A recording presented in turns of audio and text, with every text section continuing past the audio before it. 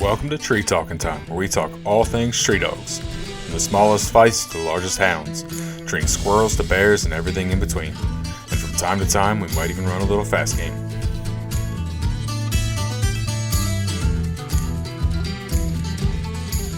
Yeah, I know. Got my first dog there a couple of years ago, and been hunting Catahoulas here the last little while. I really took off with the breed. They're quite good dogs, and hunt lots up and around the Rockies of Alberta, and for lions mostly in here, and then peek out into BC once in a while for bobcat and lynx, and so I've been running dogs for a few years, and usually treat close to a little over 20 cats a year. This year I'm going to try and get a few more, few more lions anyway. Mm-hmm. You said that you've been running dogs for a few years, so I'm going to take a guess and say that you weren't raised up running dogs. And so what started you running dogs on cats? Yeah, no, I never grew up with hounds or nothing like that. I grew up around cow dogs and blue heelers mostly, and I was 15 and started looking around, and I started seeing some stuff about coyote decoy dogs, and kind of started doing some research on that sort of thing, and thought about doing that, and so found a breeder down in Oregon, and got my first dog, and she was a Catahoula. She had a little bit of Kemmer cur in her, probably about, I guess, 4 generations back, they mixed in a little bit of Kemmer, but other than that, it was all purebred Catahoulas.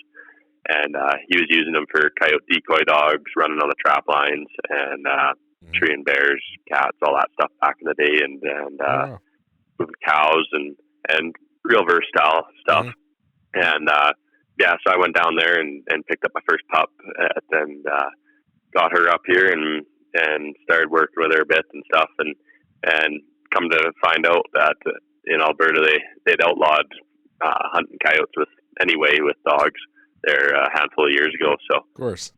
So started trying to figure out what I was going to do with her at that point, and a guy I knew, he had a few coon hounds and stuff, and I knew he was running cats, and I thought, well, maybe I'll start trying to do that a little bit, and I never had any help from anyone trying to get into it. They're up here anyway. There's a lot of hounds that are pretty hush and don't want to help out anyone new into the sport, and so I just started going and trial and error, and eventually I was out wandering around the hill just going for a hike with her, and she was just a little over a year old, and I was hiking up a trail and got to the top of this ridge and sat down and taking a break, and she ran down below and started barking, so I thought that she was just barking at a squirrel or something, and normal puppy things, so I just sat there for a bit, and she came back up, and she kept on turning around growling behind us, and I was like, well, go get it, and she took off like a shot out of hell and burnt down the trail, and so I ran down there, and there was a cat track, and so I followed it, and she got treed up, and so I gave mom and dad a phone call, and they brought out a gun for me, and we went out there, and so she kept the lion treed by herself for, I'd be running back and forth trying to find my parents and get service and stuff, and she kept the cat treed by herself. It jumped twice and kept it treed other than that for probably about an hour and a half before we finally got in there and got killed. And as I was walking out with it after, about 40 yards from the trail I'd walked in on, it had a kill in the bushes, and so it followed me up through the trees there for probably about 300 or 400 yards. Wow. My dog ended up sniffing it out there, and so ended up getting the big female lion with her, and that really kicked it off. I was hooked after that. Yeah, I'd say so. Yeah, but so I've just been hunting with her, and she's 4 years old now, so she's getting into her prime, and she's a real solid dog. And then bought a couple of coon hounds after, so I could start running on my own a little bit more with more dogs than just one, and got a couple coon hounds and started hunting lots, and I was just in the hills every chance I could get, and COVID really helped me out with that because I wasn't in school for that, so I started hunting a lot, and so I hunted there for a season with 2 coon hounds and her, and I started getting out with a few other guys here and there. And yeah, and then I guess about a year and a bit ago now, bought another Catahoula out of Iowa, and little stud dog, and started putting him on cats last year, and yeah, he's tearing it up right now too. He's a 2-year-old now, and yeah, I've just put him on the trail, and you're gonna get a cat up the tree somewhere. So awesome. Yeah. Now, you said you bought some coonhounds. What kind of coonhounds did you get? I bought a Treen Walker. She was a 3-year-old, partially started dog. The first said it was started a little more than it was, but that was all right with me. I had the time and wanted to work them anyway. So, got her all figured out. And then, a good friend of mine, her dad just had an old 4-year-old blue tick there, in the yard, and he ended up passing away, and dog started roaming a little more and stuff like a coonhound does.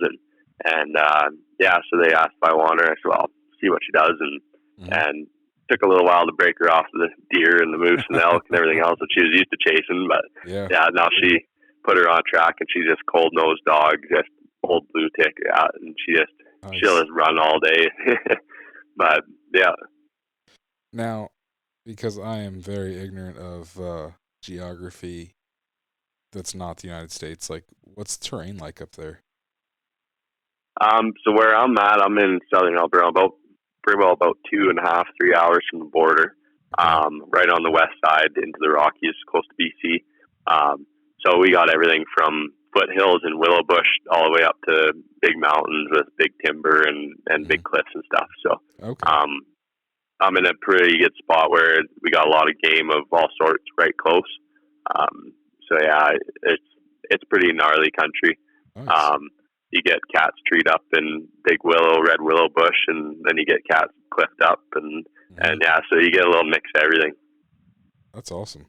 Yeah, I've talked to some people that are in the mountains, and I've talked to some people that are kind of like on the foothills of the plains that are, so, kind of both ends of it. I don't know too many guys that hunt both, though, so yeah. Pretty cool. Yeah, there's not a whole lot, especially up here in Canada. There's a handful of guys that have a couple Catahoulas or some Catahoula crosses. But other than that, there's not a whole lot of guys that, especially for cats and bears, there's not a whole lot of guys that run them for them. But yeah, I like them lots. And I have a litter of pups right now on the ground out of my 2 dogs, and keeping a couple of them out for myself. And yeah. Goal in the next little while, the next year or two, I'll probably end up selling my 2 coon hounds. Love the coon hounds, but they're just a little more work, and I use my Catahoulas year round instead, just for a season here and there. So yeah. But yeah, no, I guide all year as well for all sorts of game, and like this Yukon trip this summer, I had my female up there with me, and so she was up with me as a bear protection dog and just a companion dog rolling around with me, and yeah, so she was keeping grizzlies out of camp and that sort of thing. Nice. Yeah, that's the one thing I find awesome about the Catahoulas is that they're still very versatile. Where a lot of the other cur breeds, while that was the original purpose, they've been very bred down to a specific, especially like mountain curs are more squirrel dogs than anything, and yeah, exactly. And I would say most Catahoulas, I mean, as a whole, are more of a bay dog, cow dog than a hunting dog, but they're still versatile enough, and they're still smart enough to pick it up. And obviously, if that's what you really pursue, I mean, they can do it. Yeah, no, exactly. Yeah, Catahoulas, they're one of those breeds that they haven't been overbred yet. So they're real true to their original breeding to be a versatile dog. And yeah, like they're unreal, like just completely different thought process with them dogs than anything else I've had to deal with.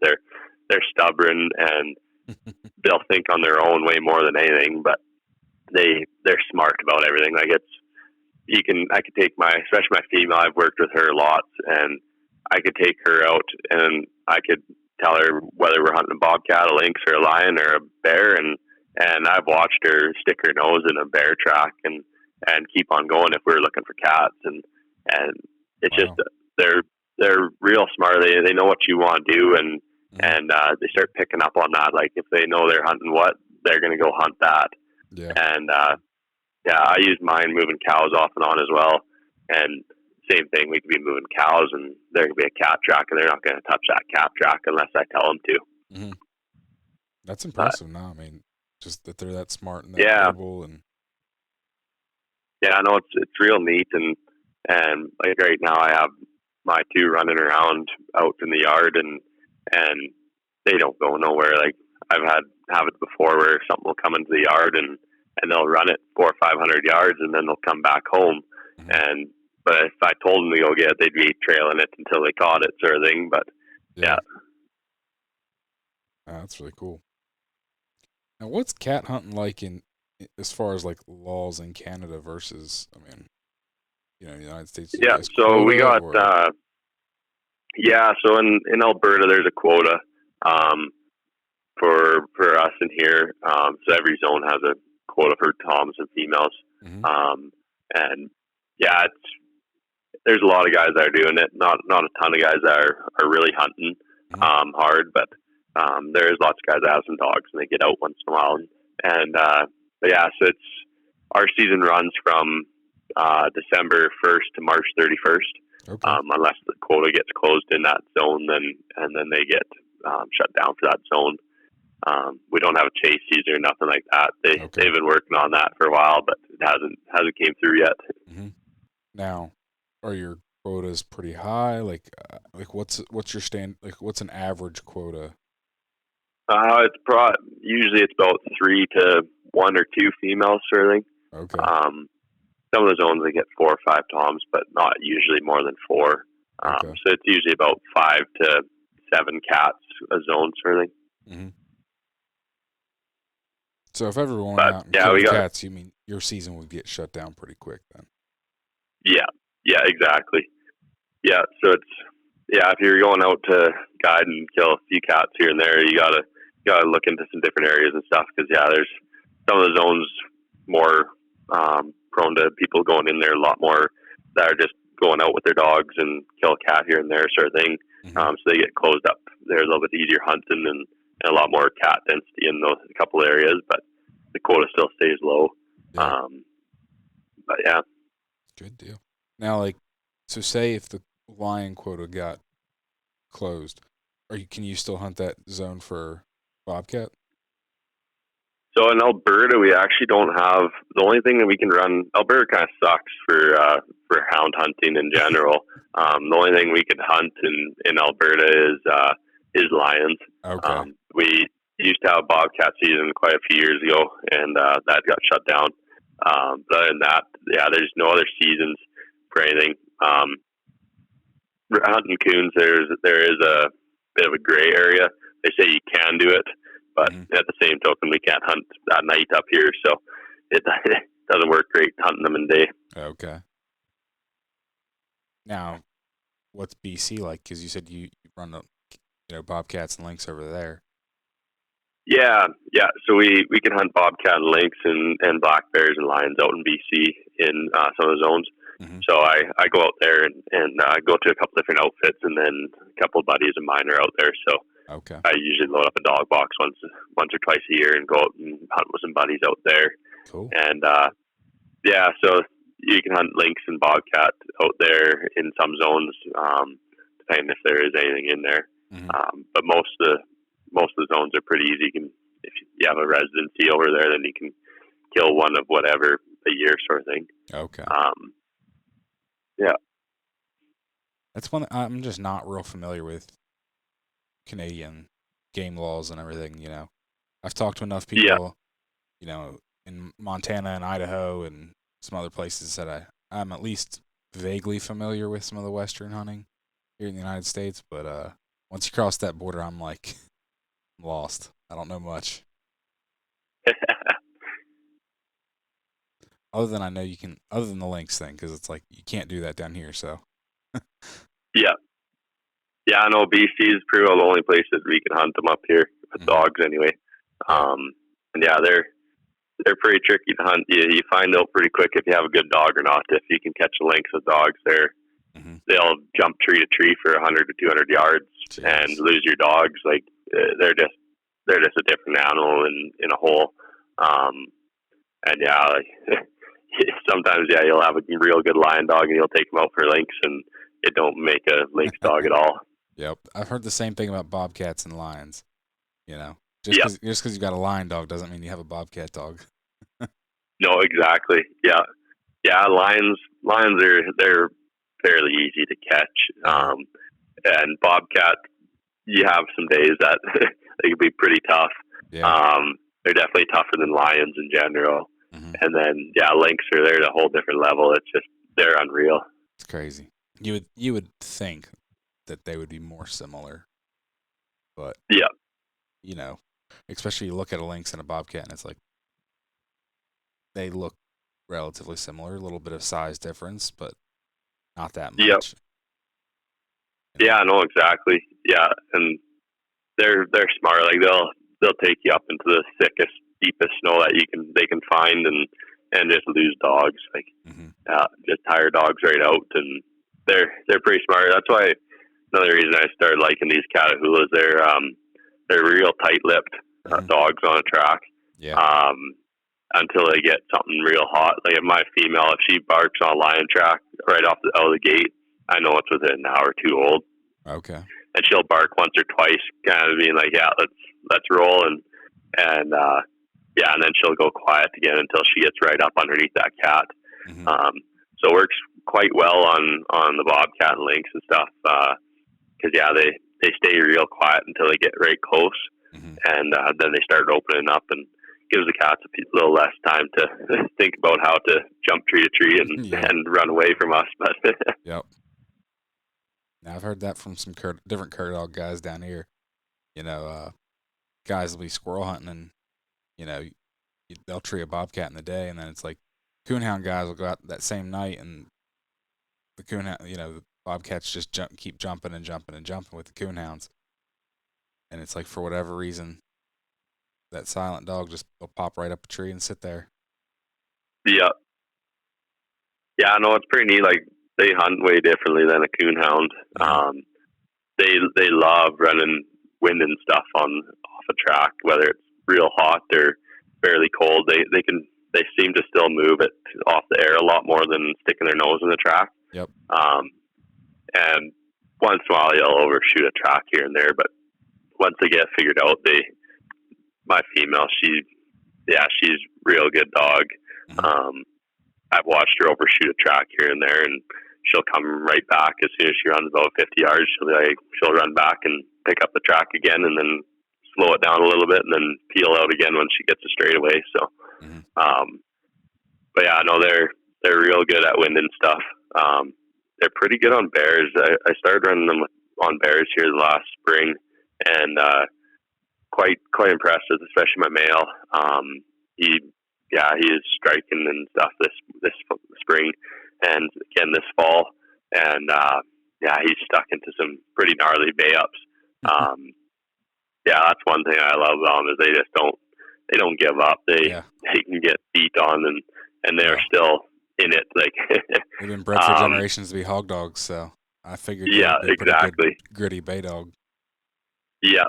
No, we had one big boar we caught up this spring, and it was fresh into the spring, so most of our dogs are a little out of shape for running the big hills, and we had quite a bit of snow once he got off the road, and so we were looking for some bear, and we got into some bear there up north BC, and there was a few times that our females would be sore and tired, and so they'd stay in the box, and we had my stud and my good buddy's stud dog, and they were in there pretty well every bear race, and we had one, they walked the bear for about 6-7 miles parallel on the road, and fighting and scrapping with them, and we ended up getting in there with some extra dogs and got the bear running again, and I think they ran probably close to about 18 miles that day chasing this bear up this big ridge, and at one point we got two other dogs in to help him out, and they broke up with this bear, and we were sitting in the cup block, and we're sitting about 9,000 feet of elevation, Oof. and the dogs, they climbed up, and they're just a little over 11. Wow. And I looked at my buddies, and I'm like, oh, this is going to be a nice long walk to get up there. But they ended up curling down and came running right past us. And yeah, that bear, man, he had his Nikes on. He ran and ran and ran, and he ran right past us and took back into the creek bottom. And we ended up pulling dogs off, and it was getting late in the day, so figured he won that race this year. But yeah, definitely.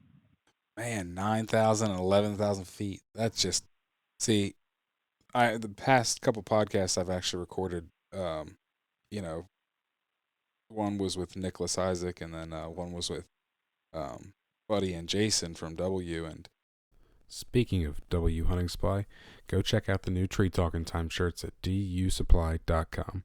It's under the Join the Fight and all podcast apparel tabs. You can select any color t-shirt or sweatshirt that DU has in stock with a white or black image.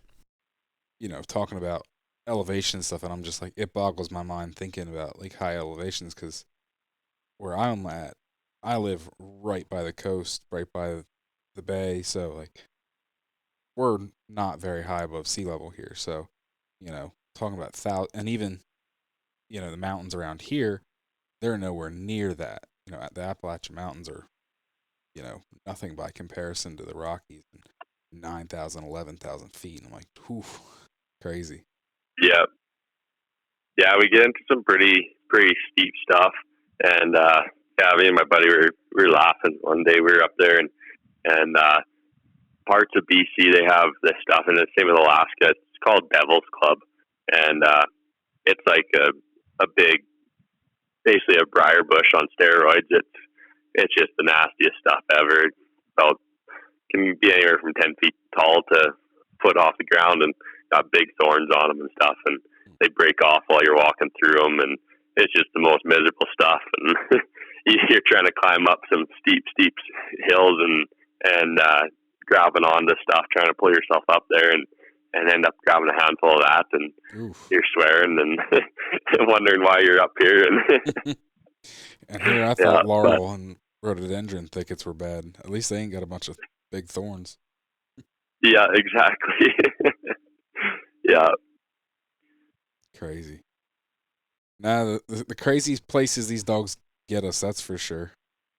Oh, yeah, there's some country I've been in, and I've talked to other people who have range road in there and stuff, and I've gone to some spots way back in the hills that they didn't even know was back there, and yeah, it's one of the things that I always love is the country that you see with these dogs. It's unreal. You'd never go there in a million years if you didn't have a pack of dogs. Yep. Oh, I know exactly what you mean. Yeah, it's pretty cool country up here where I'm at, and yeah, you got everything. You can drive about an hour east of here, 2 hours east, and you're hitting antelope, and you're right in sheep country, and elk and moose and deer and cats and grizzlies and black bears, and we got pretty well everything right close. So it's pretty cool. Yeah.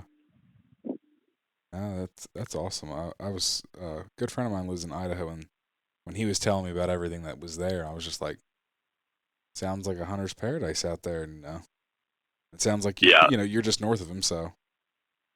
Yeah, no, exactly. Yeah, no, it's pretty neat, and yeah, no, these Catahoulas, I've really grown to love them a lot. They're just something different, and yeah, they haven't given me anything to give them a bad name. That's for sure.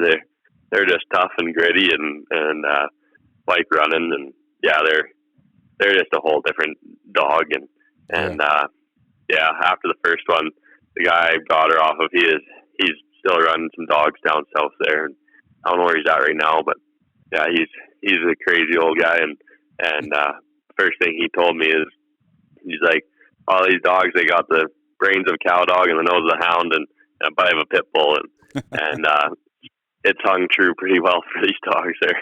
Yeah, they're something else, that's for sure. Now, your male, you said you got him from where, Iowa? Yeah.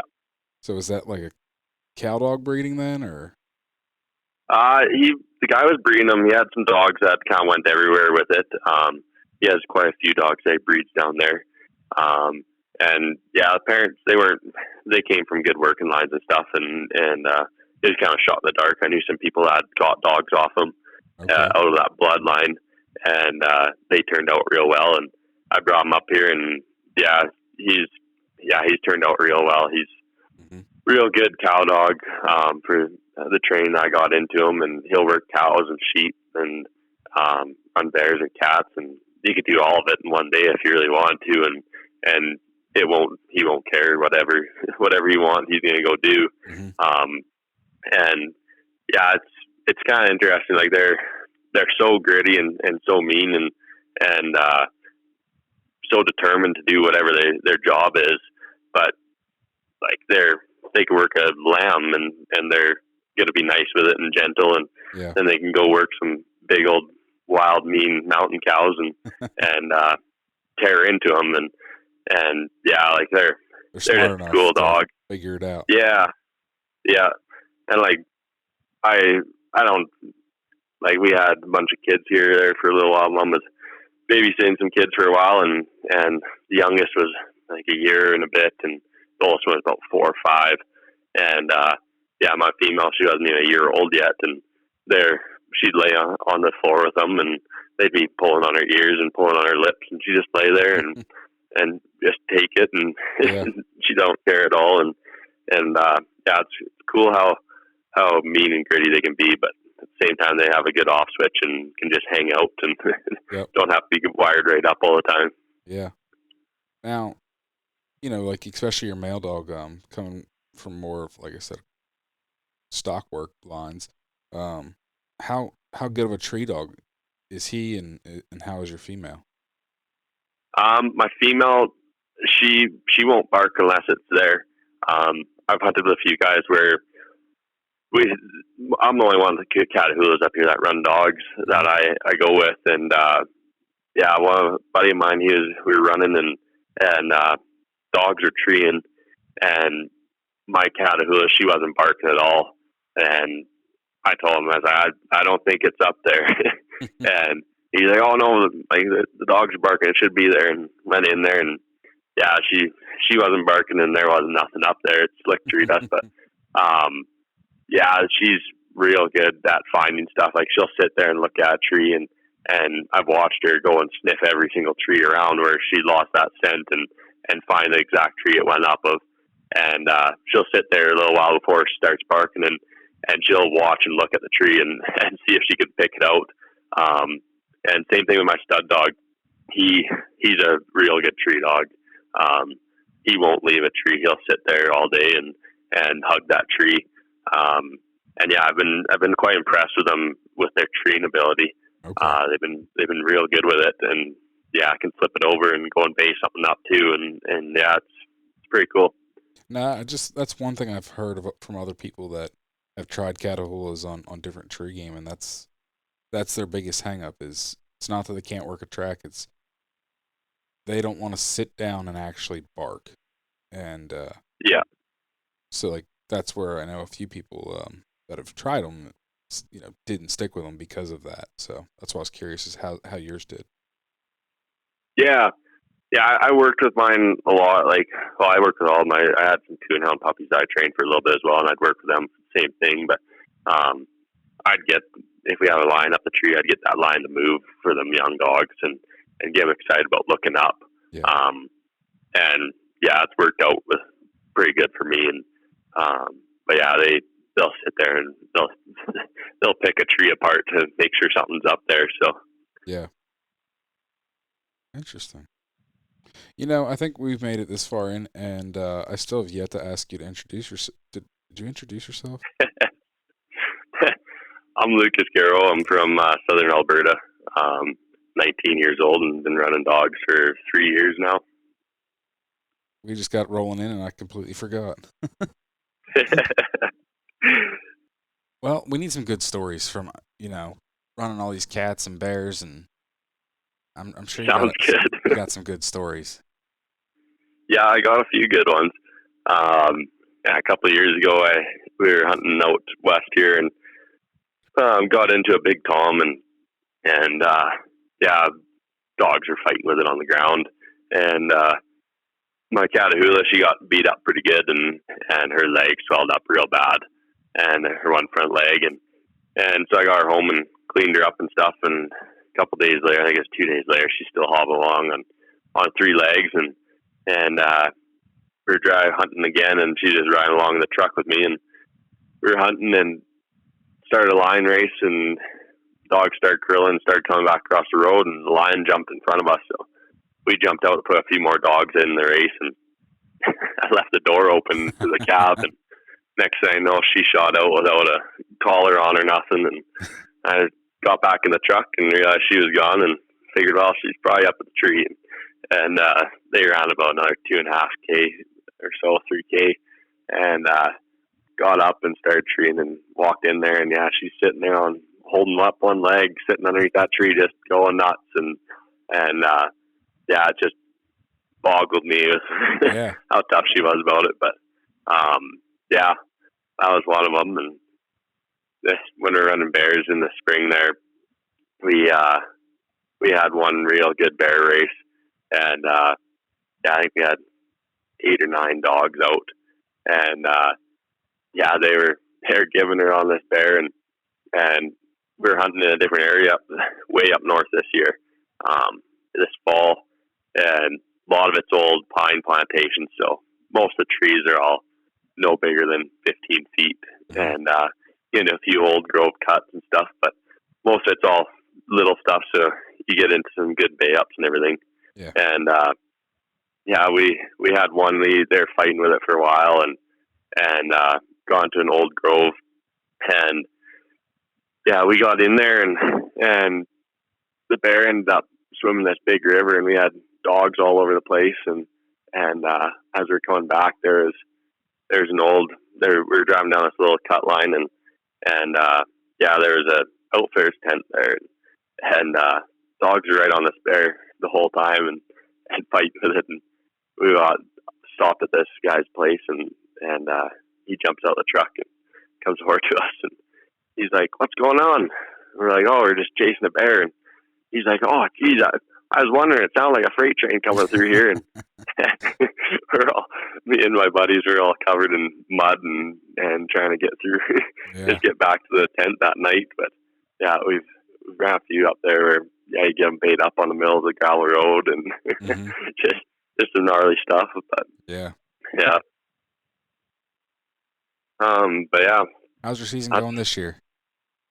I started out pretty good. I caught 7 lions in 3 days, right off the bat. Wow. And it was going good, and then having a bunch of truck problems right now. So just finally got another truck started and got it rolling again. So gonna start hitting it again hard here pretty quick. We've got not great snow right now, but we'll go start doing a little bit of partial dry ground anyway. There's not much snow in stuff that's here. It's pretty solid, all drifted in and everything. So okay, go start free casting some dogs and get a few more put up here for the season. But nice. Yeah, we were supposed to do this like right before your cat season came in, and I think you were having truck problems then, trying to get ready. Yeah, I was. I think the last time we were supposed to do this, I think I sunk one of my trucks half into the creek and had to get pulled out because my 4-wheel drive quit on me. So that's what it was. Yeah. I couldn't remember. I knew it was a truck issue. Yeah, it's one of those things, especially up here. We got some pretty rough terrain and rough roads and stuff, and yeah, you just run dogs until you have a truck issue, and then you have a truck issue for a little bit, and then you run dogs again. So yep. Good deal. Yeah. Well, Lucas, unless you got some more stories, that's a... Oh, God, don't got many on the top of my head right now. Yeah. No, I understand. Yeah, no, that's about all I got. But well, I appreciate you coming on.